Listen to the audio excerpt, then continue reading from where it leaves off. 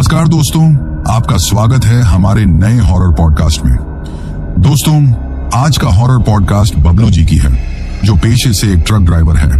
तो चलिए अब यह कहानी बबलू जी के नजरिया से सुनते हैं। लेकिन उससे पहले आप लोगों से एक रिक्वेस्ट है, अगर आप लोग चैनल पर नए हैं तो चैनल को सब्सक्राइब करें और सपोर्ट जरूर दिखाएं। तो अब ज्यादा समय नहीं लेते हैं, चलिए कहानी की शुरुआत करते हैं। दोस्तों, मेरा नाम बबलू है। उम्र यही कोई 40-42 साल होगी और मैं उत्तर प्रदेश के एक छोटे से जिले का रहने वाला हूं। आज ट्रक की दुनिया को अलविदा कहे मुझे लगभग 4-5 साल का वक्त हो चला है। अब न तो वो हिम्मत बची है और न ही शरीर में उतनी ताकत कि रात बेरात हजारों किलोमीटर लंबे सफर पर निकल पड़ूं। गर्दन और पीठ के दर्द ने अब चारपाई से ऐसा रिश्ता जोड़ दिया है कि ज्यादा देर बैठना भी मुमकिन नहीं हो पाता। लेकिन एक वक्त था जब मेरी जिंदगी का दूसरा नाम ही ट्रक था और स्टीयरिंग व्हील मेरे हाथों का सबसे पक्का साथी हुआ करता था। मैंने अपनी जवानी के लगभग 15 साल इसी ट्रक ड्राइविंग को दिए हैं। इन 15 सालों में मैंने न जाने कितने रास्ते नापे, कितने शहर देखे और न जाने कितनी ही रातों को सड़कों पर गुजारा। इन लंबे सफरों में कई अच्छे बुरे अनुभव हुए, कुछ मीठी यादें बनी तो कुछ ऐसी भी थीं जिन्हें याद करके आज भी रूह कांप उठती है। आज मैं आप लोगों के साथ जो कहानी साझा करने जा रहा हूं, वो मेरी जिंदगी की सबसे भयानक और अविश्वसनीय घटना है। ये एक ऐसी रात की कहानी है जिसने न सिर्फ मुझसे मेरा काम छीना, बल्कि मेरे अंदर बैठे उस निडर इंसान को भी हमेशा के लिए मार दिया। यह घटना उस वक्त की है जब मैं और मेरा खलासी कवि एक साथ काम किया करते थे। कवि मुझसे उम्र में काफी छोटा था, यही कोई 22-23 साल का नौजवान लड़का। वो मेरे ही गांव का था और मेरे पड़ोस में रहता था। स्वभाव से थोड़ा चंचल और आज की पीढ़ी के लड़कों की तरह ही तकनीक से जुड़ा हुआ, लेकिन काम में बड़ा पक्का और दिल का साफ था। हम दोनों की जोड़ी ऐसी थी जैसे बड़े और छोटे भाई की। बात आज से लगभग 5 साल पुरानी है।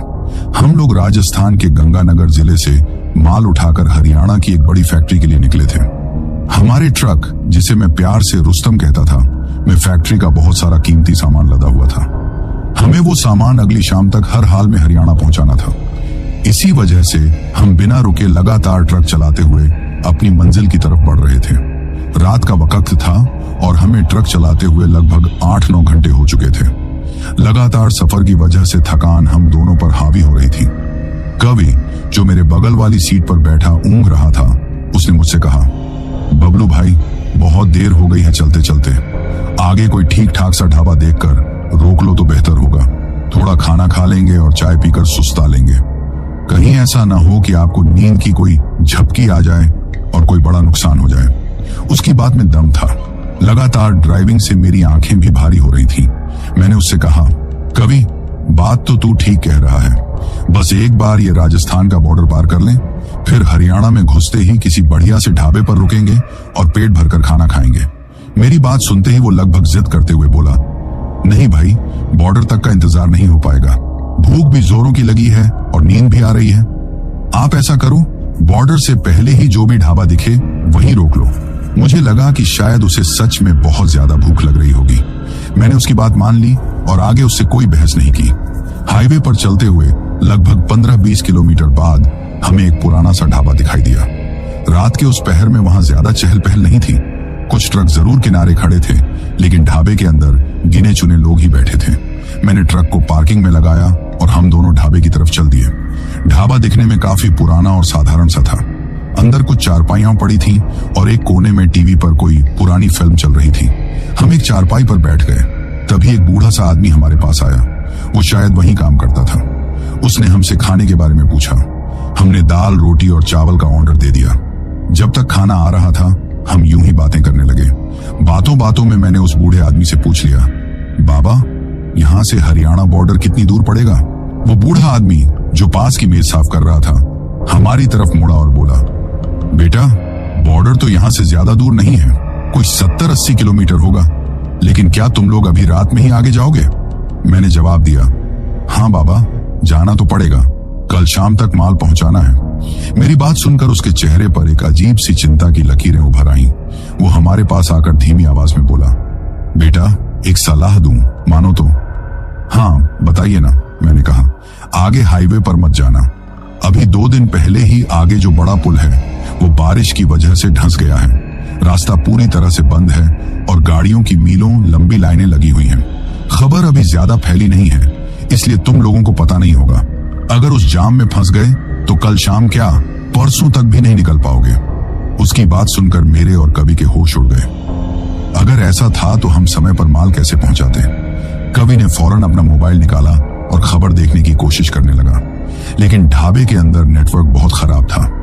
1-2 बार कोशिश करने के बाद उसने हार मान ली और मुझसे बोला, भाई यहां तो नेटवर्क ही नहीं आ रहा। पता नहीं बाबा सच बोल रहे हैं या नहीं। मुझे भी थोड़ा संदेह हुआ। मैंने उस बूढ़े आदमी की तरफ देखा। वो एकदम शांत और गंभीर चेहरे से हमें देख रहा था। देखने में वो किसी पंडित जैसा लग रहा था। माथे पर एक छोटा सा टीका भी था। उसकी आंखों में एक अजीब सी ईमानदारी दिख रही थी, जिसे देखकर उस पर शक करना मुश्किल हो रहा था। मैंने उससे पूछा, बाबा अगर हाईवे बंद है तो फिर जाने का कोई और रास्ता नहीं है क्या? मेरी बात सुनकर वो थोड़ा मुस्कुराया और बोला, है क्यों नहीं बेटा, एक रास्ता है। वो रास्ता यहाँ से थोड़ा पीछे से कटता है। वो पुराने शिवपुर माइंस के इलाके से होकर गुजरता है। अब वो खदानें तो सालों पहले बंद हो गईं, लेकिन रास्ता अभी भी चालू है और एकदम पक्का बना हुआ है। गांव वाले और हम जैसे लोग उसी रास्ते का इस्तेमाल करते हैं। वो तुम्हें हाईवे पर जाम वाली जगह से काफी आगे ले जाकर निकाल देगा। कम से कम 4-5 घंटे बचेंगे तुम्हारे। कवि ने तुरंत टोका, लेकिन बाबा वो खदानों वाला रास्ता रात में सुरक्षित तो होगा? सुनसान इलाका होगा। बूढ़ा आदमी हंसकर बोला, अरे बेटा डरने वाली कोई बात नहीं। रास्ता एकदम साफ है, बस थोड़ा सुनसान है, लेकिन चोर लुटेरों का कोई डर नहीं। मैं खुद हफ्ते में 2-3 बार उसी रास्ते से आता जाता हूँ। तुम लोग ट्रक वाले हो, तुम लोगों को किस बात का डर? अब मैं सोच में पड़ गया। एक तरफ समय पर माल पहुंचाने की जिम्मेदारी थी और दूसरी तरफ एक अनजाना रास्ता। लेकिन बूढ़े आदमी की बातों में इतना विश्वास था कि मैं उसकी सलाह मानने की तरफ झुक रहा था। मैंने कवि की तरफ देखा। वो अभी भी संदेह में था। वो मुझसे फुसफुसाकर बोला, बबलू भाई रहने दो, क्या पता रास्ता कैसा हो। कहीं ट्रक फंस गया तो लेने के देने पड़ जाएंगे। यहीं रुक जाते हैं, सुबह तक शायद हाईवे खुल जाए। लेकिन मेरे मन में माल समय पर पहुंचाने की धुन सवार थी। मैंने कवि को समझाया, देख कवि, अगर बाबा सही कह रहे हैं और जाम लगा हुआ है तो सुबह तक भी हम नहीं निकल पाएंगे। मालिक को क्या जवाब देंगे? एक बार कोशिश करने में क्या हर्ज है? बाबा खुद कह रहे हैं कि रास्ता ठीक है। कवि चुप हो गया, लेकिन उसके चेहरे पर असहमति साफ दिख रही थी।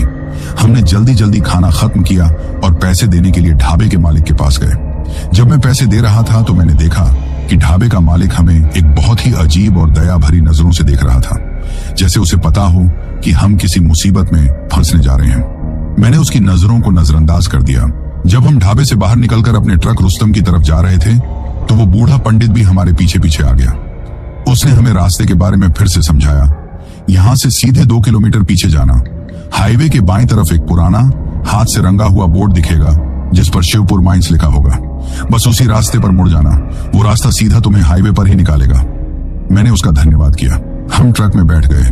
मैंने ट्रक स्टार्ट किया और उसे वापस हाईवे पर मोड़ने लगा। जैसे ही मैंने ट्रक को पीछे की तरफ घुमाया, मेरी नजर साइड वाले शीशे पर पड़ी।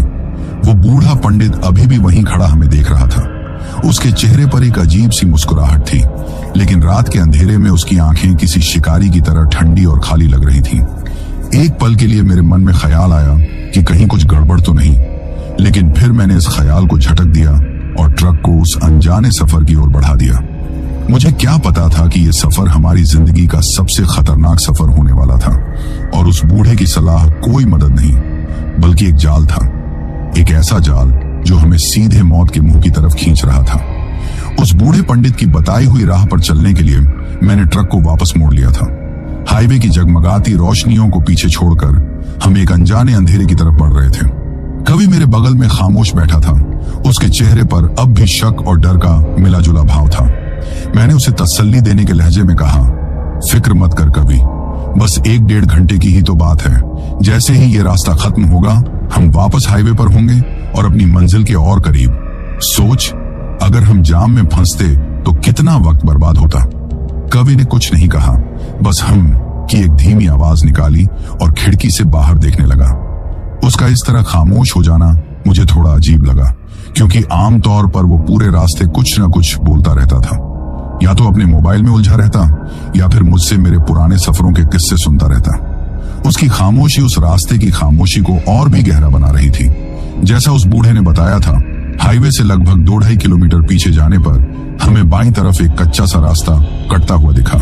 वहीं पर एक पुराना लकड़ी का बोर्ड गड़ा हुआ था, जिस पर धुंधले और उखड़े हुए अक्षरों में किसी ने हाथ से लिख रखा था, शिवपुर माइंस 5 किलोमीटर।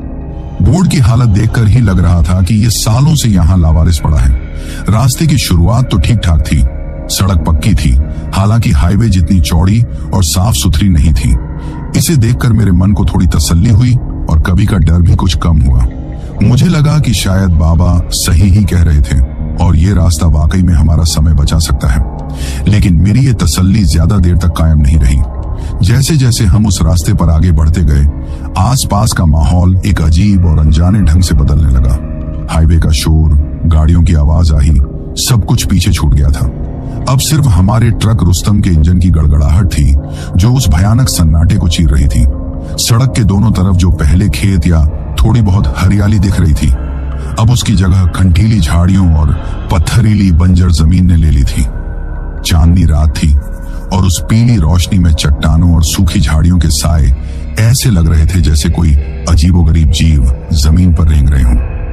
हवा जैसे एक ही जगह पर ठहर सी गई थी, पेड़ का एक पत्ता तक नहीं हिल रहा था।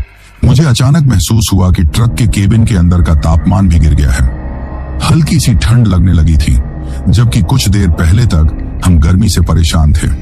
मैंने ट्रक का रेडियो चालू कर दिया, सोचा कि कोई गाना सुनकर माहौल थोड़ा हल्का होगा।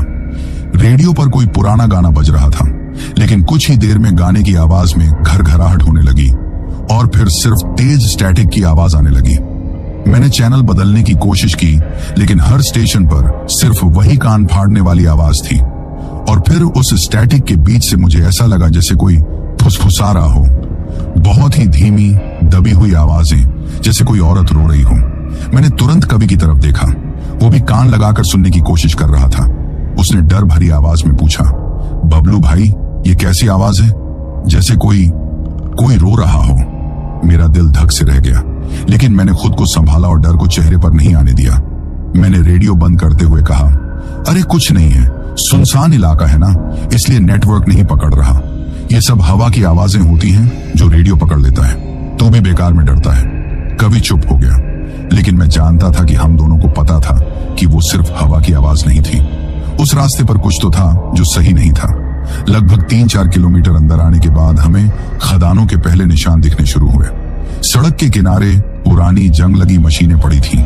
कहीं किसी टूटी फूटी इमारत का ढांचा खड़ा था और फिर हमारी नजर उस पर पड़ी। रास्ते के बाईं तरफ खदान का एक बहुत बड़ा लोहे का गेट था जो आधा खुला हुआ था। उस गेट के ऊपर बीचों बीच एक पुरानी लालटेन लटक रही थी। हैरानी की बात यह थी कि उस लालटेन के अंदर धीमी सी लौ जल रही थी और वो लालटेन धीरे धीरे हवा में झूल रही थी, आगे पीछे। उसे देखकर मेरे रोंगटे खड़े हो गए। मैंने तुरंत ट्रक की रफ्तार धीमी कर दी। कवि की आंखें डर से फटी जा रही थीं। उसने कांपती हुई आवाज में कहा, भाई वो देखो, हवा तो एक पत्ता भी नहीं हिला पा रही। फिर वो लालटेन अपने आप कैसे हिल रही है? और इतनी रात में इस वीरान जगह पर उसे जलाया किसने होगा? अब मेरे पास कोई जवाब नहीं था। मेरे अंदर का डर भी अब बाहर आने लगा था। मैं खुद कोई तर्क गढ़ने की कोशिश कर रहा था, लेकिन मेरा दिमाग खाली पड़ गया था। मैंने बस इतना कहा, ध्यान मत दे कवि, नजर का धोखा होगा। और मैंने ट्रक की रफ्तार बढ़ा दी। हम उस गेट से आगे निकल गए, लेकिन मेरी नजर बार बार साइड मिरर में उस झूलती हुई लालटेन पर जा रही थी, जब तक कि वो अंधेरे में गायब नहीं हो गई। हम दोनों के बीच एक अनकही दहशत ने अपनी जगह बना ली थी, और फिर वही हुआ जिसका हमें सबसे ज्यादा डर था। उस गेट से करीब 1 किलोमीटर आगे जाकर ही अचानक हमारे रुस्तम के इंजन ने एक जोरदार झटका दिया। फिर 2-3 बार खांसने जैसी आवाज आई और इंजन बंद हो गया। ट्रक एक झटके के साथ रुक गया। इंजन के बंद होते ही हेडलाइट्स भी बुझ गईं और हम चारों तरफ घोर अंधेरे और मौत जैसे सन्नाटे में डूब गए। बाहर सिर्फ चांद की पीली रोशनी थी जो उस बंजर जमीन को और भी ज्यादा डरावना बना रही थी। ये क्या हुआ? कवि ने घबरा कर पूछा। पता नहीं, मैंने कहा और मेरे माथे पर पसीने की बूंदें छलक आईं। मेरा रुस्तम आज तक कभी ऐसे अचानक बंद नहीं पड़ा था। वो मेरा सबसे भरोसेमंद साथी था। मैंने कई बार चाबी घुमाई, लेकिन इंजन से कोई आवाज नहीं आई। लगता है नीचे उतरकर देखना पड़ेगा, मैंने कहा और दरवाजा खोलने के लिए हाथ बढ़ाया। नहीं भाई, प्लीज नीचे मत उतरो। कवि लगभग चीख पड़ा। मुझे बहुत डर लग रहा है, यहाँ कुछ ठीक नहीं है, प्लीज यहीं बैठे रहो। पागल हो गया है क्या? मैं उस पर चिल्लाया, हालांकि मेरा खुद का गला सूख रहा था। अगर नीचे उतरकर नहीं देखूंगा तो क्या यहीं बैठकर सुबह का इंतजार करेंगे? टॉर्च जला, मैं अभी देखकर आता हूं। मैंने टूल बॉक्स से अपनी बड़ी वाली टॉर्च निकाली, दरवाजा खोला और ट्रक से नीचे उतर गया। बाहर की हवा केबिन से भी ज्यादा ठंडी और भारी थी। ऐसा लग रहा था जैसे हवा में कोई अनजाना बोझ घुला हुआ हो। मैंने ट्रक का बोनट उठाया और टॉर्च की रोशनी में इंजन को देखने लगा। कवि ने डर के मारे अपना दरवाजा अंदर से लॉक कर लिया था और खिड़की से मुझे देख रहा था। मैं इंजन में उलझा हुआ था, हर तार, हर पाइप को देख रहा था। और तभी मैंने कवि की दबी हुई चीख सुनी। मैंने इंजन से सिर बाहर निकालकर पूछा, क्या हुआ? भाई जल्दी अंदर आओ। वो शीशे पर हाथ पीटते हुए बोला। मैंने हंसने की आवाज सुनी। क्या बक रहा है? मुझे गुस्सा आ गया। यहां कौन हंसेगा? सच कह रहा हूं भाई, एक बच्चे के हंसने की आवाज थी, यही पास से आई थी। उसकी आवाज में दहशत साफ थी। मैंने टॉर्च चारों तरफ घुमाई। दूर दूर तक पथरीली जमीन और कंटीली झादियों के अलावा कुछ नहीं था। कोई इंसान तो क्या, कोई जानवर तक नजर नहीं आ रहा था। मैंने उसे डांटते हुए कहा, तेरा दिमाग खराब हो गया है डर के मारे, चुपचाप बैठा रह, मुझे काम करने दे। मैं वापस इंजन देखने लगा। मैंने लगभग 10 से 15 मिनट तक हर चीज को बारीकी से परखा। बैटरी के तार सही थे, फ्यूल लाइन में भी कोई गड़बड़ नहीं थी, सब कुछ अपनी जगह पर एकदम ठीक था। मुझे कुछ समझ नहीं आ रहा था कि आखिर ट्रक बंद क्यों हुआ। एक मैकेनिक के तौर पर मेरे लिए ये किसी पहेली से कम नहीं था और ये पहेली मुझे डरा रही थी। थक हारकर मैंने बोनट बंद किया और वापस केबिन में आकर बैठ गया। कुछ समझ नहीं आ रहा, मैंने कवि से कहा। सब कुछ तो ठीक है। मैंने सोचा कि चलो आखिरी बार और कोशिश करता हूं। मैंने एक गहरी सांस ली और चाबी को इग्निशन में घुमाया और मेरी हैरानी का कोई ठिकाना नहीं रहा। एक ही बार में बिना किसी दिक्कत के रुस्तम का इंजन एक जोरदार गड़गड़ाहट के साथ जिंदा हो गया। हेडलाइट्स फिर से जल उठी और उनकी तेज रोशनी ने सामने के रास्ते को नहला दिया। हम दोनों पत्थर की मूरत बने एक दूसरे को देखते रहे। ये नामुमकिन था। जो इंजन 15 मिनट की मशक्कत के बाद भी चालू नहीं हुआ, वो अब ऐसे शुरू हो गया जैसे कभी बंद ही ना हुआ हो। मेरे पास अब कोई तर्क नहीं बचा था। कवि की आंखों में जो डर था, वही डर अब मेरी आंखों में भी तैर रहा था। मैंने कांपते हुए हाथों से गियर डाला और ट्रक को आगे बढ़ा दिया। हम दोनों में से कोई कुछ नहीं बोला। हम समझ चुके थे कि हम किसी आम रास्ते पर नहीं हैं। ये कोई शॉर्टकट नहीं था, ये एक जाल था और हम उस जाल में बुरी तरह फंस चुके थे। अब सवाल ये नहीं था कि हम अपनी मंजिल पर कब पहुंचेंगे। सवाल ये था कि क्या हम इस गुमनामी की राह से कभी जिंदा बाहर निकल भी पाएंगे या नहीं। ट्रक का इंजन दोबारा जिंदा हो चुका था, लेकिन हमारे अंदर की हिम्मत मर चुकी थी। केबिन के अंदर एक ऐसी खामोशी ने कब्जा कर लिया था जो ट्रक के इंजन के शोर से भी ज्यादा भारी थी। कवि अपनी सीट पर सिकुड़ कर बैठा हुआ था और उसकी आंखें खिड़की से बाहर पसरे अंधेरे को इस तरह घूर रही थीं, जैसे वो किसी भी पल किसी और डरावनी चीज के नमूदार होने का इंतजार कर रहा हो। मेरा हाल भी उससे कुछ अलग नहीं था। मेरे हाथ स्टीयरिंग व्हील पर कसकर जमे हुए थे, लेकिन अंदर से मैं कांप रहा था। उस बूढ़े पंडित का चेहरा, ढाबे वाले का अजीब सा बर्ताव, वो खुद ब खुद हिलती लाल लटेन और फिर ट्रक का रहस्यमय तरीके से बंद होकर चालू हो जाना, ये सब कोई इत्तेफाक नहीं हो सकता था। हम जानबूझकर किसी जाल में धकेले गए थे। मैंने ट्रक की रफ्तार बढ़ा दी। मेरी एक ही कोशिश थी कि जल्द से जल्द इस मनहूस रास्ते को पार करके वापस हाईवे की रोशनी देखूं। लेकिन जैसे जैसे हम आगे बढ़ रहे थे, रास्ता और भी ज्यादा खराब और वीरान होता जा रहा था। पक्की सड़क अब खत्म हो चुकी थी और उसकी जगह एक ऊबड़ खाबड़ पथरीले रास्ते ने ले ली थी। सड़क पर जगह जगह गहरे गड्ढे थे, जिनसे बचाकर ट्रक को निकालना एक चुनौती बन गया था। रफ्तार अपने आप धीमी हो गई थी और इस धीमी गति ने हमारे डर को और भी ज्यादा बढ़ा दिया था। अब हम शिवपुर माइंस के बिल्कुल बीचों बीच थे। सड़क के दोनों तरफ खदानों के मुंह अंधेरे में ऐसे दिख रहे थे जैसे धरती ने अपने जबड़े खोल रखे हों और वो हमें निगल जाने का इंतजार कर रही हो। हर तरफ जंग खाया हुआ टूटा फूटा सामान बिखरा पड़ा था। ट्रॉलियां, लोहे की पटरियां और मशीनों के कंकाल नुमा ढांचे। चांद की रोशनी में ये सब किसी प्रागैतिहासिक दानव के अवशेष लग रहे थे। ऐसा महसूस हो रहा था जैसे हम किसी शहर में नहीं बल्कि किसी मुर्दा घर से गुजर रहे हों, जहां हर चीज सालों पहले दम तोड़ चुकी थी। बबलू भाई, कवि की कांपती हुई आवाज ने सन्नाटे को तोड़ा। मुझे लगता है हमें वापस लौट चलना चाहिए। यह जगह ठीक नहीं है। आगे जाना खतरे से खाली नहीं होगा। वापस? मैंने कड़वाहट से कहा। वापस कहां जाएंगे कवि? जिस रास्ते से आए हैं, क्या वो सुरक्षित था? और क्या तुझे लगता है कि जो भी चीज यहां है वो हमें इतनी आसानी से वापस जाने देगी? मेरी आवाज में हताशा थी। हम आगे और पीछे दोनों तरफ से फंस चुके थे और तभी एक तीखे मोड़ पर हमारी हेडलाइट्स की रोशनी में कुछ ऐसा दिखा कि मेरे हाथ पैर सुन्न पड़ गए। मैंने पूरी ताकत से ब्रेक पर पैर मारा और ट्रक एक तेज चीख के साथ रुक गया। सड़क के ठीक बीचों बीच एक औरत खड़ी थी।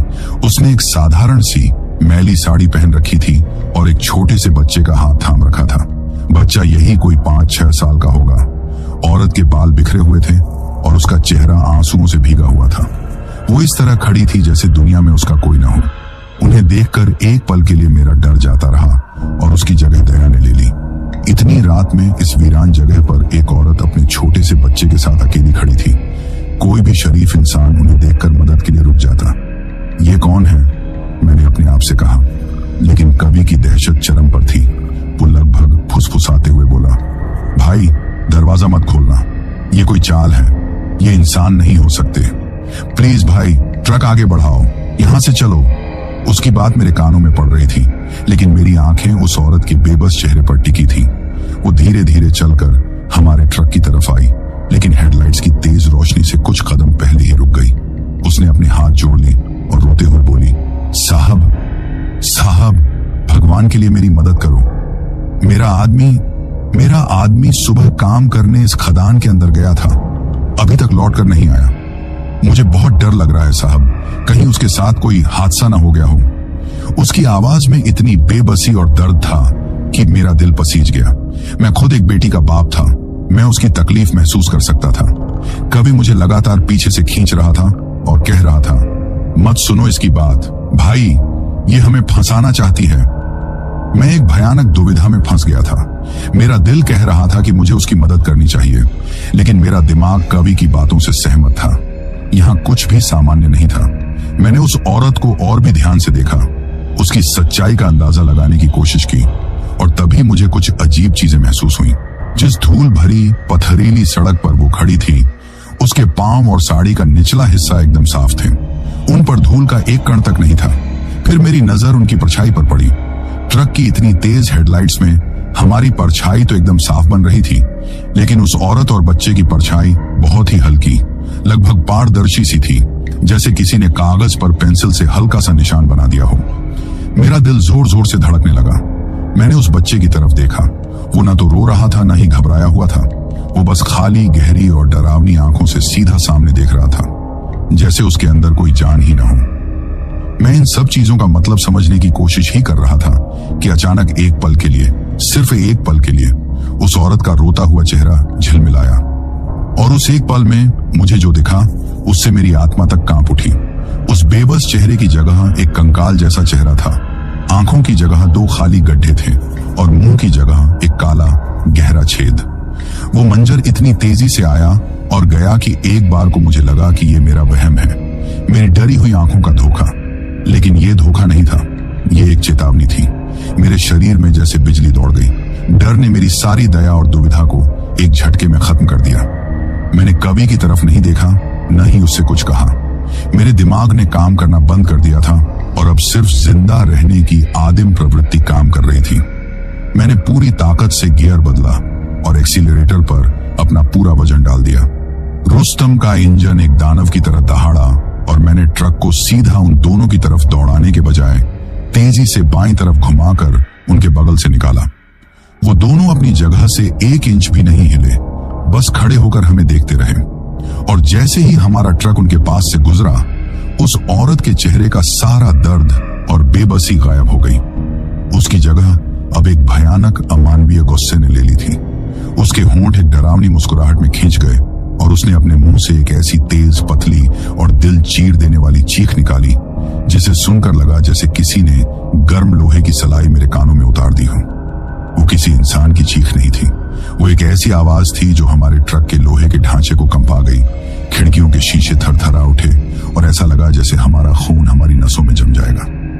मैं बस ट्रक भगाता रहा, उस चीख को पीछे छोड़ने की कोशिश करता रहा, लेकिन वो आवाज हमारे पीछे पीछे आ रही थी, हमारा पीछा कर रही थी। अब हमारे मन में कोई शक नहीं बचा था, हम इंसान नहीं बल्कि इस वीरान रास्ते पर भटकती किसी शैतानी ताकत के चंगुल में फंस चुके थे, और हमें नहीं पता था कि ये रात खत्म होने से पहले हमें और क्या क्या दिखाना बाकी था। उस औरत की दिल चीर देने वाली चीख हमारे कानों में पिघले हुए शीशे की तरह उतर चुकी थी।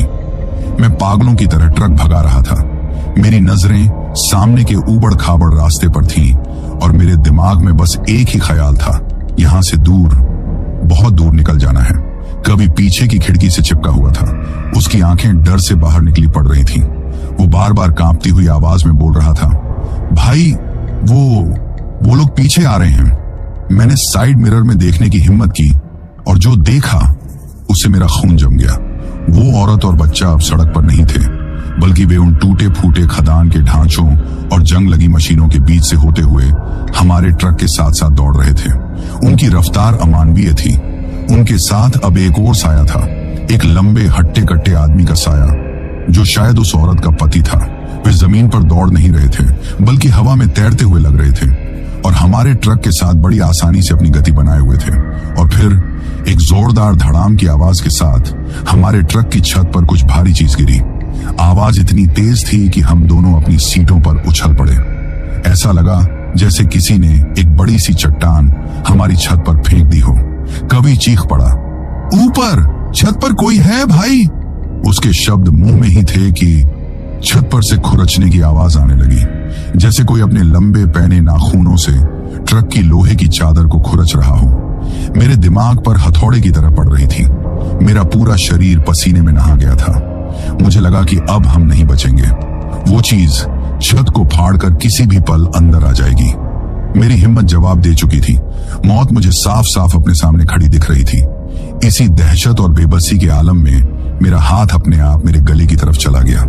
मेरी उंगलियों ने उस चांदी के लॉकेट को छू लिया जो मेरी माँ ने मुझे दिया था। उन्होंने कहा था, बेटा जब भी किसी मुसीबत में हो इसे पकड़कर हनुमान जी को याद कर लेना।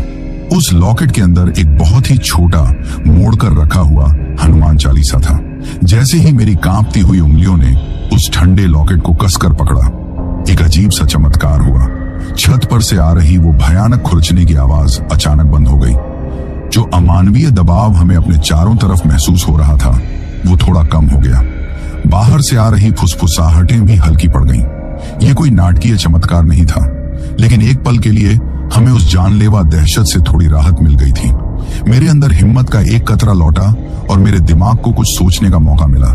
शायद इसी राहत के पल या फिर पिछले कुछ घंटों के भयानक तनाव के कारण मेरा दिमाग एक अजीब सी अवस्था में चला गया। मैं ट्रक चला रहा था, मेरी आंखें रास्ते पर थीं, लेकिन मेरे दिमाग में कहीं और की तस्वीरें चल रही थीं, किसी टूटी हुई फिल्म की तरह। पहला दृश्य, मैंने उसी शिवपुर माइंस के इलाके को देखा, लेकिन दिन की तेज रोशनी में। खदानें चल रही थीं, मजदूर काम कर रहे थे। मैंने उस औरत, बच्चे और उसके पति को देखा। वे खुश थे, हंस रहे थे। आदमी एक सीधा साधा मजदूर लग रहा था। दूसरा दृश्य, तस्वीर बदली। अब मैंने ढाबे पर मिले उस पंडित जी को देखा, लेकिन वो बूढ़ा और पंडित जैसा नहीं था। वो अधेड़ उम्र का एक क्रूर और लालची ठेकेदार लग रहा था। उसके साथ 2-3 गुंडे जैसे आदमी थे। वे उस मजदूर और उसके परिवार को धमका रहे थे। बहस उनकी जमीन को लेकर हो रही थी, जिस पर वो ठेकेदार कब्जा करना चाहता था। तीसरा दृश्य, बहस खूनी झड़प में बदल गई। मैंने अपनी आंखों के सामने उस ठेकेदार और उसके गुंडों को उस बेबस परिवार पर हमला करते देखा। उन्होंने उस मजदूर को बेरहमी से लाठियों से पीटना शुरू कर दिया। उसकी पत्नी चीखती चिल्लाती रही, लेकिन उसकी सुनने वाला कोई नहीं था। फिर उसकी चीखें भी खामोश कर दी गईं। चौथा और आखिरी दृश्य, वो सबसे भयानक था। मैंने उस ठेकेदार को अपने आदमियों को हुक्म देते हुए देखा। उन्होंने उस मरे हुए परिवार के 3 लोगों की लाशों को घसीटा और पास ही मौजूद एक गहरी अंधेरी खदान के मुंह में फेंक दिया। लाशें नीचे अंधेरे में गायब हो गईं। इसके बाद मैंने उस ठेकेदार को अपने हाथ झाड़ते और एक शैतानी हंसी हंसते हुए देखा। एक जोरदार झटके के साथ मैं उस भयानक सपने या हकीकत से बाहर आया। मेरे हाथ से स्टीयरिंग घूम गया था और ट्रक सड़क से उतरने ही वाला था। मैंने उसे मुश्किल से संभाला। मेरा चेहरा सफेद पड़ चुका था और मैं हाँफ रहा था। क्या हुआ भाई, आप ठीक तो हो? कवि ने मेरी हालत देखकर घबराते हुए पूछा। मेरे पास शब्द नहीं थे। मैंने कांपती हुई आवाज में रुक रुक कर वो सब कुछ बता दिया जो मैंने अभी अभी अपनी बंद आंखों से देखा था। वो परिवार, वो ठेकेदार, वो हत्या और वो खदान। जैसे ही मैंने अपनी बात खत्म की, केबिन के अंदर एक बर्फीली खामोशी छा गई। अब सारी कड़ियां जुड़ चुकी थीं। वो बूढ़ा पंडित कोई हमदर्द नहीं बल्कि एक कातिल था, और ये आत्माएं कोई शैतान नहीं बल्कि एक मजलूम परिवार की अतृप्त आत्माएं थीं जो सालों से अपने साथ हुए अन्याय का बदला लेने के लिए यहां भटक रही थीं। ये रास्ता कोई शॉर्टकट नहीं था। ये उस कातिल ठेकेदार का बनाया हुआ एक शिकारगाह था। वो ढाबे पर बैठकर भोले भाले ट्रक वालों को इस रास्ते पर भेजता था, शायद उन भटकती आत्माओं को शांत करने के लिए, या शायद अपनी क्रूरता के किसी नए खेल के लिए। ये एहसास किसी भी भूत को देखने से ज्यादा डरावना था। हम सिर्फ भूतों से नहीं लड़ रहे थे, हम सालों पुराने एक ऐसे गुनाह के बीच फंस गए थे जिसकी सजा आज भी ये वीरान खदानें काट रही थी। अब हमारा दुश्मन सिर्फ कोई साया नहीं था बल्कि वो जीता जागता इंसान था जो बाहर की दुनिया में एक शरीफ पंडित जी का नकाब ओढ़े बैठा था। और इसी पल हमारी लड़ाई सिर्फ जिंदा बचने की नहीं रही, ये न्याय और अन्याय के बीच की लड़ाई बन चुकी थी, और हम न चाहते हुए भी इसका हिस्सा बन गए थे। अतीत की खौफनाक सच्चाई हमारे सामने आ चुकी थी। अब हम सिर्फ भटक नहीं रहे थे, हम एक ऐसे गुनाह के गवाह बन चुके थे जो सालों पहले इस जमीन में दफन हो गया था। ये जानने के बाद कि इस सब के पीछे उस शैतान ठेकेदार जो अब पंडित का भेष धरे हुए था का हाथ है, मेरे अंदर डर के साथ साथ एक अजीब सा गुस्सा भी भर गया था। हमारी लड़ाई अब सिर्फ इन भटकती आत्माओं से नहीं थी बल्कि उस इंसान से भी थी जिसने इन्हें बनाया था। मेरे दिमाग में एक ही जुनून सवार हो गया था, किसी भी तरह इस चक्रव्यूह से बाहर निकलना है और उस दरिंदे को उसके किए की सजा दिलवानी है। इस नए मकसद ने हमें एक झूठी हिम्मत दी। कवि, मैंने कहा, मेरी आवाज में अब एक सख्ती थी। हिम्मत रख, अब हमें पता है कि हम किससे लड़ रहे हैं। बस एक बार यहां से बाहर निकल जाएं, फिर मैं उस हरामखोर ठेकेदार को छोड़ूंगा नहीं। मेरी बातों से कवि को भी शायद थोड़ी हिम्मत मिली। उसने अपने आंसू पोंछे और सीधा होकर बैठ गया। मैंने रुस्तम की रफ्तार और तेज कर दी, गड्ढों और पत्थरों की परवाह किए बिना। हर झटके के साथ हमारा शरीर उछल रहा था, लेकिन हमें बस इस नर्क से बाहर निकलने की जल्दी थी। हम लगभग 20-25 मिनट तक उसी ऊबड़ खाबड़ रास्ते पर भागते रहे। मुझे लगा कि हम काफी आगे निकल आए हैं और जल्द ही यह खतरनाक इलाका खत्म हो जाएगा। और तभी कवि ने सामने देखकर कुछ ऐसा कहा जिससे मेरी सारी उम्मीदें एक पल में टूटकर बिखर गईं। भाई, वो सामने वाला गेट। उसकी आवाज में हैरानी और दहशत थी। वो लालटेन, ये तो वही जगह है जहां हमारा ट्रक पहली बार बंद हुआ था। मैंने सामने देखा। हाँ, वो वही जंग लगा हुआ आधा खुला गेट था और उसके ऊपर वही मनहूस लालटेन अब भी धीरे धीरे हिल रही थी। ये नामुमकिन था। हम इतनी देर से एक ही दिशा में चल रहे थे, फिर हम वापस यहीं कैसे पहुंच सकते थे? नहीं, ये कोई दूसरा गेट होगा। मैंने खुद को दिलासा देने की कोशिश की। इस इलाके में ऐसे कई गेट होंगे, लेकिन मेरा दिल जानता था कि कवि सही कह रहा था। हमने एक अलग रास्ता लिया, यह सोचकर कि शायद हम भटक गए हैं। लेकिन 5-7 मिनट की ड्राइविंग के बाद हम फिर से उसी जगह पर आ गए जहां हमने उस औरत और बच्चे को पहली बार देखा था। सड़क पर अब भी वही भयानक एहसास था। हम समझ गए, हम आगे नहीं बढ़ रहे थे, हम एक ही गोल चक्कर में घूम रहे थे। यह रास्ता एक अंतहीन शैतानी चक्रव्यूह था और हम इसके कैदी थे। इस एहसास ने हमारी हिम्मत को पूरी तरह तोड़ दिया। अब हम समझ गए थे कि इन आत्माओं का मकसद सिर्फ हमें डराना नहीं, बल्कि हमें यहीं पर थकाकर, तोड़कर खत्म कर देना है। और जैसे ही हम पर यह निराशा हावी हुई, उन शैतानी ताकतों का हमला और भी भयानक और निजी हो गया। अब वो सिर्फ बाहर नहीं थी, वो हमारे दिमाग के अंदर घुसने की कोशिश कर रही थी। मुझे अचानक अपनी बेटी की आवाज सुनाई दी, बिल्कुल साफ, जैसे वो मेरे बगल में ही बैठी हो। पापा, पापा, आप घर कब आओगे? मुझे डर लग रहा है। मेरा दिल बैठ गया। मैंने चारों तरफ देखा, लेकिन वहां कोई नहीं था। यह एक छलावा था, एक बहुत ही क्रूर मजाक। तभी कवि चिल्लाया, मां, तुम यहां क्या कर रही हो? वो खिड़की से बाहर किसी को देखकर हाथ हिला रहा था। मैं जानता था कि उसे भी अपनी मां दिख रही थी।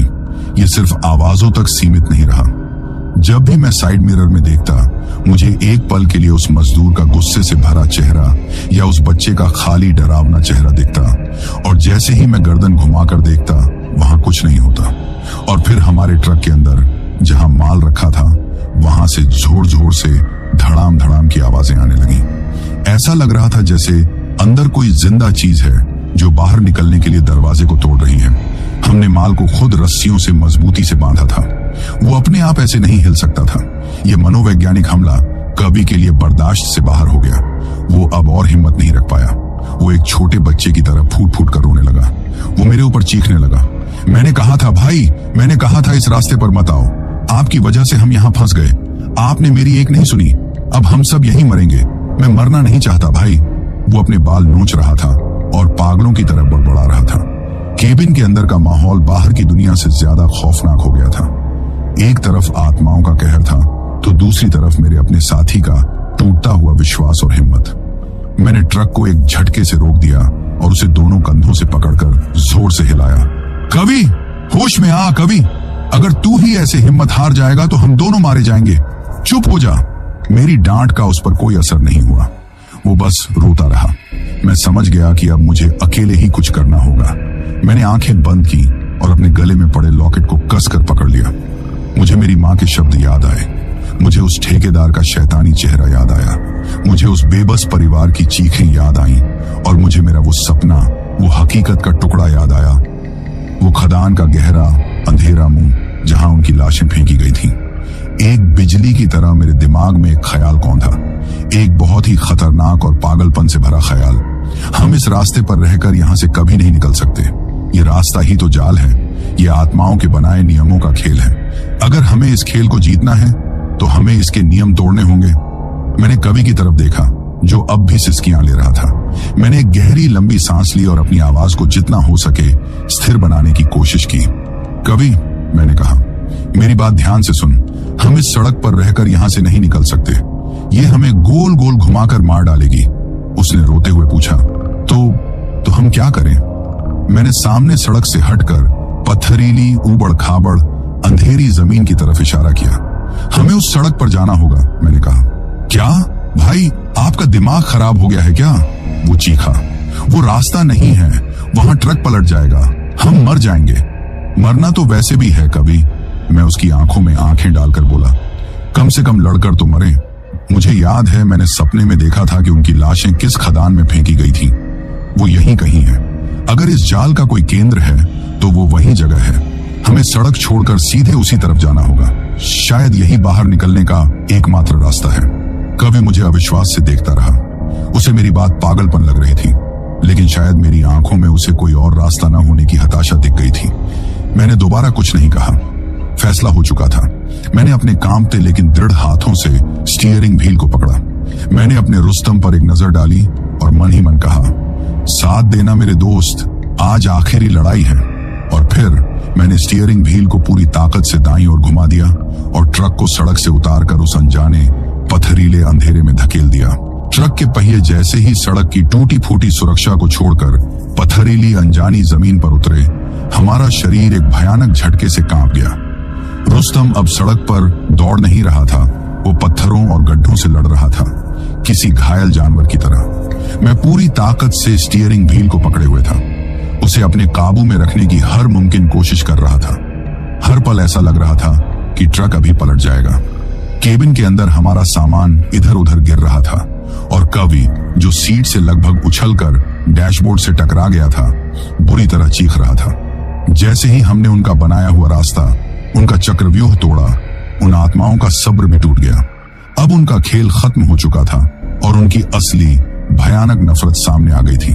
चारों तरफ अंधेरे से पत्थर बरसने लगे। छोटे बड़े पत्थर हमारे ट्रक के ढांचे पर आकर बज रहे थे, जिससे ऐसी आवाजें आ रही थीं जैसे कोई लोहे के ड्रम को हथौड़ों से पीट रहा हो। एक बड़ा सा पत्थर सीधा आकर हमारी सामने वाली खिड़की के शीशे से टकराया। ट्रक की तेज आवाज के साथ शीशे पर एक मकड़ी के जाले जैसा निशान बन गया। एक और पत्थर आता तो शायद शीशा टूटकर अंदर आ जाता। अब वो आत्माएं सिर्फ सायों की तरह नहीं थी, वो पूरी तरह से हमारे सामने थी। वो औरत, वो बच्चा और वो मजदूर आदमी, तीनों के चेहरे अब दर्द और बेबसी से नहीं बल्कि एक अमानवीय क्रोध से बिगड़े हुए थे। उनकी आंखें अंधेरे में लाल अंगारों की तरह जल रही थीं। वे हमारे ट्रक के चारों तरफ मंडरा रहे थे, कभी सामने आकर रास्ता रोकते तो कभी बगल से गुजरते हुए ट्रक के दरवाजे को पीटने लगते। और फिर उस सारे शोर और तबाही के बीच हमें एक हंसी सुनाई दी, एक ठंडी, क्रूर और मजाक उड़ाती हुई हंसी। मैंने सामने देखा, कुछ दूर एक चट्टान पर वही ठेकेदार खड़ा था, अपने जवानी के रूप में। वो पंडित जी के भेष में नहीं बल्कि उसी क्रूर हत्यारे के रूप में था जिसे मैंने सपने में देखा था। वो हमारी बेबसी का तमाशा देख रहा था और जोर जोर से हंस रहा था। इसी पल यह साफ हो गया कि वो भी अब उन्हीं की दुनिया का हिस्सा था, एक प्रेत, शायद इन आत्माओं का स्वामी या उनका सबसे बड़ा कैदी। हमें उस खदान तक पहुंचना है कभी, किसी भी कीमत पर, मैं चिल्लाया। मैंने अपनी पूरी हिम्मत और अनुभव को दांव पर लगा दिया था। पत्थरों की बौछार और सामने आते हुए प्रेतों से बचते बचाते मैं ट्रक को आगे बढ़ाता रहा। और फिर हमें वो जगह दिखी, एक पहाड़ी के नीचे एक बड़ा सा गड्ढा, एक गहरा और अंधेरा मुंह, वही खदान जिसका जिक्र मेरे सपने में था। लेकिन जैसे ही हम उसके करीब पहुंचे, हमारा रास्ता रोक लिया गया।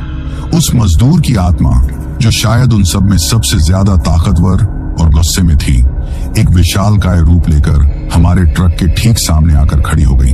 वो हवा में तैर रहा था और उसका सिर लगभग हमारे ट्रक की छत को छू रहा था। उसकी लाल आंखें नफरत से जल रही थीं। उसने अपना एक हाथ उठाया और जैसे किसी ने हमारे ट्रक का गला घोंट दिया हो, इंजन एक बार फिर खांस कर बंद हो गया। हेडलाइट्स एक पल के लिए झिलमिलाईं और फिर बुझ गईं। हम एक बार फिर घोर अंधेरे और मौत जैसी खामोशी में कैद हो गए। बाहर सिर्फ उस प्रेत की आंखों की लाल चमक थी जो सीधे हम पर टिकी हुई थी। सब खत्म हो चुका था, अब कोई रास्ता नहीं था। कवि तो डर के मारे लगभग बेहोश हो चुका था। उसकी आंखें खुली थी पर उनमें कोई हरकत नहीं थी। मुझे लगा जैसे मेरे सीने में सांसें अटक गई हैं। मौत दरवाजे पर नहीं, दरवाजा तोड़कर अंदर आ चुकी थी। और उस पल जब सारी उम्मीदें मर चुकी थीं, मैंने वो किया जो शायद एक मरता हुआ इंसान करता है, आखिरी हारी हुई प्रार्थना। मैंने एक झटके में अपने गले से उस लॉकेट को नोच लिया। उसकी चांदी की चेन मेरी उंगलियों में उलझ गई। मैंने उसे किसी हथियार की तरह अपनी मुट्ठी में भींच लिया और कांपते हुए हाथ को खिड़की से बाहर उस प्रेत की तरफ कर दिया। मेरे मुंह से अपने आप हनुमान चालीसा के शब्द निकलने लगे। मेरी आवाज कांप रही थी, टूट रही थी, लेकिन वो ऊंची और साफ थी। जय हनुमान ज्ञान गुण सागर, जय कपीस तिहु लोक उजागर। जैसे ही मेरे मुंह से ये शब्द निकले, एक अविश्वसनीय घटना घटी। मेरे हाथ में कसकर पकड़ा हुआ वो छोटा सा चांदी का लॉकेट एक नरम सुनहरी रोशनी से चमकने लगा। वो कोई चकाचौंध करने वाली रोशनी नहीं थी, बल्कि एक शांत और पवित्र दिए जैसी लौ थी। वो सुनहरी रोशनी लॉकेट से निकलकर सीधा उस विशालकाय प्रेत से जा टकराई। और वो प्रेत, जो कुछ पल पहले तक अजेय लग रहा था, ऐसे पीछे हटा जैसे उसे किसी ने आग से जला दिया हो। उसके मुंह से चीख निकली, लेकिन इस बार वो गुस्से की नहीं बल्कि तकलीफ की चीख थी। उस रोशनी के दायरे में आते ही बाकी आत्माएं और वो हंसता हुआ ठेकेदार भी दर्द से कराहते हुए पीछे हट गए। और उसी पल, उसी चमत्कारी पल में हमारे रुस्तम का इंजन किसी शेर की दहाड़ की तरह एक ही बार में फिर से जिंदा हो गया। हेडलाइट्स पूरी ताकत से जल उठी और उस प्रेत की तकलीफ से बिगड़े हुए चेहरे को रोशन कर दिया। मुझे ईश्वर ने एक मौका दिया था और मैं उसे गंवाने वाला नहीं था। मेरे अंदर न जाने कहां से बिजली जैसी ताकत आ गई। मैंने अपनी पूरी जान लगाकर चीखा, जय बजरंग बली। मैंने गियर डाला, एक्सीलरेटर को जमीन से चिपका दिया और अपने ट्रक रुस्तम को सीधा उस तकलीफ में तड़पते हुए प्रेत की तरफ दौड़ा दिया। जय बजरंग बली की चीख के साथ मैंने ट्रक को सीधा उस प्रेत की तरफ दौड़ा दिया था। वो चंद पल शायद मेरी जिंदगी के सबसे लंबे पल थे। हमारा रुस्तम किसी रॉकेट की तरह उस रूहानी शक्ल की तरफ बढ़ रहा था। और फिर टक्कर हुई, लेकिन वो किसी इंसान या दीवार से होने वाली टक्कर नहीं थी। कोई धड़ाम की आवाज नहीं हुई। जिस पल हमारा ट्रक उस प्रेत से टकराया, ऐसा लगा जैसे हजारों कांच के गिलास एक साथ टूट गए हों। एक तेज कर्णभेदी कड़क की आवाज हुई जो उस प्रेत की तकलीफ भरी चीख में मिल गई। एक पल के लिए केबिन के अंदर बर्फ जैसी ठंडी धुंध भर गई और फिर सब कुछ साफ हो गया। हम उसके आर पार निकल चुके थे। मैंने पीछे मुड़कर देखने की हिम्मत नहीं की, लेकिन मैंने महसूस कर लिया था वो भयानक दबाव, वो घुटन, वो किसी के लगातार देखने का एहसास सब एक पल में गायब हो गया था। हवा हल्की हो गई थी, कानों में पड़ती फुसफुसाहटें बंद हो गई थी। हमने उस शैतानी चक्रव्यूह को तोड़ दिया था। मैं रुका नहीं, मैं बस ट्रक को उस पथरीले वीरान अंधेरे में भगाता रहा। कभी अब भी चुप था, लेकिन उसकी सांसें अब थोड़ी सामान्य लग रही थी। हम दोनों बस सामने देख रहे थे, एक ऐसी उम्मीद में जिसे हम जाहिर करने से भी डर रहे थे। और फिर लगभग 20 मिनट की उस अंतहीन और थका देने वाली ड्राइविंग के बाद हमें वो दिखा। क्षितिज पर पूरब की दिशा में अंधेरे को चीरती हुई एक हल्की सी नारंगी रंग की लकीर। सुबह हो रही थी, रात का अंधेरा छूट रहा था। वो सिर्फ सुबह की रोशनी नहीं थी, वो हमारी जिंदगी की नई सुबह थी। उस एक रोशनी की किरण ने हमारे अंदर बची खुची सारी हिम्मत को जैसे दोबारा जिंदा कर दिया। कुछ और किलोमीटर चलने के बाद हमें दूर से हाईवे की रोशनियां टिमटिमाती हुई दिखी। वो पीली रोशनियां उस वक्त हमें दुनिया की सबसे खूबसूरत चीज लग रही थी। और कुछ ही देर में एक आखिरी बड़े झटके के साथ हमारा ट्रक वापस डामर की पक्की सड़क पर था। हाईवे पर गाड़ियां अपनी रफ्तार से गुजर रही थीं। दुनिया सामान्य थी, जैसे पिछले 4-5 घंटों में हमारे साथ कुछ हुआ ही ना हो। मैंने ट्रक को सड़क के किनारे लगाया और इंजन बंद कर दिया। हम दोनों, मैं और कवि, अपनी अपनी सीटों पर बुत बने बैठे रहे। हम हिले नहीं, कुछ बोले नहीं, बस हाँफ रहे थे। हमारे शरीर बुरी तरह कांप रहे थे। जैसे जैसे एड्रेनालीन का नशा उतर रहा था, शरीर के हर हिस्से में दर्द और हड्डियों तक घुसी हुई थकान का एहसास हो रहा था। काफी देर बाद जब सूरज पूरी तरह निकल आया, हम ट्रक से नीचे उतरे। रुस्तम की हालत देखकर हमारा दिल बैठ गया। वो बुरी तरह से जख्मी लग रहा था। चारों तरफ खरोंचे और अनगिनत डेंट पड़े हुए थे। सामने का शीशा बुरी तरह चटक चुका था। और फिर मेरी नजर सामने बम्पर पर पड़ी। जिस जगह पर हमारी टक्कर उस प्रेत से हुई थी, वहां एक बड़ा सा गड्ढा पड़ गया था। लेकिन हैरानी की बात यह थी कि उस गड्ढे के चारों तरफ बर्फ की एक पतली परत जमी हुई थी, जबकि सुबह की हवा में हल्की गर्मी थी। ये हमारे उस अमानवीय टकराव का इकलौता खामोश सबूत था। हमने डरते डरते पीछे कार्गो का दरवाजा खोला। अंदर सारा सामान अपनी जगह पर था, लेकिन जिन मोटी रस्सियों से हमने उसे बांधा था, वो कई जगहों से ऐसी कटी हुई थी जैसे किसी ने तेज धार वाले चाकू से उन्हें काटा हो। हमने किसी तरह खुद को संभाला। हम जानते थे कि हम किसी को कुछ नहीं बता सकते। कौन हमारी बात पर यकीन करता? लोग हमें पागल या नशेड़ी कहते। हमने एक झूठी कहानी गढ़ी कि हम रास्ता भटक कर किसी कच्चे रास्ते पर फंस गए थे और ट्रक एक बड़े गड्ढे में गिर गया था। हम कई घंटे लेट, टूटे फूटे ट्रक और बिखरी हुई आत्मा के साथ हरियाणा की उस फैक्ट्री में पहुंचे। कुछ हफ्ते बाद मैं घर लौट आया था, लेकिन मैं वो नहीं था जो यहां से गया था। रातें अब सोने के लिए नहीं, बल्कि जागकर छत को घूरने के लिए होती थी। हल्की सी आहट पर भी मैं चौंक कर बैठ जाता। मैंने रात में ट्रक चलाना हमेशा के लिए छोड़ दिया था। मैं अपने ही घर में, अपने ही परिवार के बीच एक अजनबी बन गया था। एक दिन मैं अखबार पढ़ रहा था। अंदर के एक पन्ने पर एक छोटी सी खबर थी। शिवपुर माइंस इलाके में प्रवेश पर स्थायी रोक। अज्ञात भूगर्भीय अस्थिरता का हवाला देते हुए प्रशासन ने इलाके को सील किया। कुछ महीने पहले लापता हुए कुछ युवकों का अब तक कोई सुराग नहीं। मैं खबर का मतलब समझ गया। भूगर्भीय अस्थिरता सिर्फ एक बहाना था। सच को हमेशा के लिए दफन कर दिया गया था। मेरी नजर अपने गले पर गई, जहां अब वो लॉकेट नहीं था। वो उस रात वहीं कहीं उन खदानों के अंधेरे में गिर गया था, शायद अपनी सारी पवित्रता उसे एक टकराव में खर्च करके। मैं आज भी जब उस रात के बारे में सोचता हूं तो मेरी रूह कांप उठती है। हम उस रात उस खदान से जिंदा निकल आए थे, लेकिन उस खदान का, उस दर्द और उस चीख का एक टुकड़ा आज भी मेरे अंदर जिंदा है। मैंने उस रात एक जरूरी सबक सीखा था। कुछ शॉर्टकट आपकी मंजिल को करीब नहीं लाते, वो आपको सीधे नर्क के दरवाजे पर ले जाकर छोड़ देते हैं। और कुछ अन्याय की कहानियां इतनी गहरी होती हैं कि उन्हें मिटाया नहीं जा सकता, सिर्फ सील किया जा सकता है किसी और बदनसीब के उस रास्ते पर भटकने के इंतजार में। तो दोस्तों, ये कहानी यही खत्म हुई। और अगर आप लोग भी चाहते हैं कि आपका नाम वीडियो में लिया जाए, तो अपना नाम और अपने शहर का नाम वीडियो में कमेंट करें। अगर आपको यह कहानी पसंद आई हो तो वीडियो को लाइक और चैनल को सब्सक्राइब करें ताकि और भी डरावनी कहानियां में आप तक पहुंच सकें। कहानी को अंत तक सुनने के लिए दिल से धन्यवाद दोस्तों।